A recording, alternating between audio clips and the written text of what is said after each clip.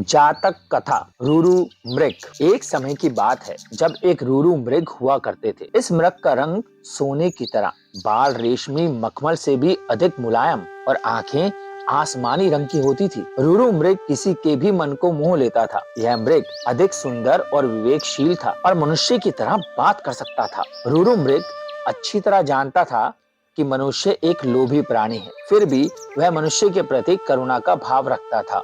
एक दिन रूरू मृग जंगल में सैर कर रहा था, लेकिन तभी वह किसी मनुष्य के चिल्लाने की आवाज सुनता है। जब वो मौके पर पहुंचता है तो उसे नदी की धारा में एक आदमी बहता हुआ नजर आता है। यह देखकर मृग उसे बचाने के लिए नदी में कूद पड़ता है और डूबते व्यक्ति को उसके पैर पकड़ने की सलाह देता है, लेकिन वह व्यक्ति उसके पैर पकड़कर मृग के ऊपर ही बैठ जाता है। अगर मृग चाहता तो उसे गिराकर पानी से बाहर आ सकता था, लेकिन उसने ऐसा नहीं किया। वह स्वयं तकलीफ सहकर उस व्यक्ति को किनारे तक ले आता है। बाहर आते ही व्यक्ति मृग को धन्यवाद कहता है, तो इस पर मृग कहता है, अगर तुम मुझे सच में धन्यवाद करना चाहते हो तो किसी को ये मत बताना कि तुम्हें एक स्वर्ण मृग ने डूबने से बचाया है। मृग ने उसे कहा, अगर मनुष्य मेरे बारे में जानेंगे तो वो मेरा शिकार करने की कोशिश करेंगे। यह कहकर रूरू मृग जंगल में चला जाता है। कुछ समय बाद उस राज्य की रानी एक सपना देखती है जिसमें उसे रूरू मृग दिखाई देता है। रूरू मृग की सुंदरता को देखने के बाद रानी उसे अपने पास रखने की लालसा करने लगती है। इसके बाद रानी राजा को रूरू मृग को ढूंढ कर लाने के लिए कहती है। राजा बिना देरी किए नगर में ढिंडोरा पिटवा देता है कि जो कोई भी रूरू मृग को ढूंढने में मदद करेगा उसे एक गांव और 10 सुंदर युवतियां इनाम में दी जाएंगी। राजा की ये सूचना उस व्यक्ति तक भी पहुंचती है जिसे मृग ने बचाया था। वह व्यक्ति बिना समय गंवाए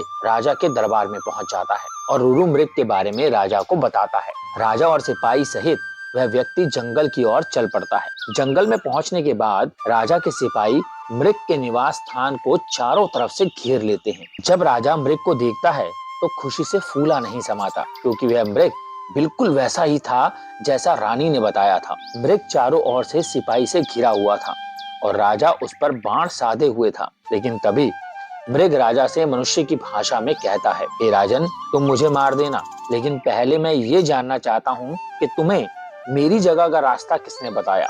इस पर राजा ने उस व्यक्ति की ओर इशारा किया जिसकी जान मृग ने बचाई थी। उस व्यक्ति को देखकर मृग कहता है, निकाल लो लकड़ी के कुंदे को पानी से, ना निकालना कभी एक अकृतज्ञ इंसान को। जब राजा ने मृग से इन शब्दों का मतलब पूछा तो मृग ने बताया कि उसने इस व्यक्ति को डूबने से बचाया था। मृग की बातें सुनकर राजा के अंदर की इंसानियत जाग गई। उसे खुद पर शर्म आने लगी और क्रोध में उस व्यक्ति की ओर तीर का निशान कर दिया। यह देखकर मृग ने राजा से उस व्यक्ति को ना मारने की प्रार्थना की। मृग की दया भावना देखकर राजा ने उसे अपने राज्य में आने का निमंत्रण दिया। मृग राजा के निमंत्रण पर कुछ दिन राजमहल में रहा और फिर वापस जंगल में लौट गया। तो दोस्तों, ये थी हमारी आज की कहानी, और जैसे कि हम हर कहानी के आखिर में उस कहानी से कुछ सीखते हैं, तो आज हमने इस कहानी से क्या सीखा ये जानते हैं। ये कहानी हमें ये सिखाती है कि हमें किसी का भी एहसान कभी नहीं भूलना चाहिए, चाहे वो इंसान हो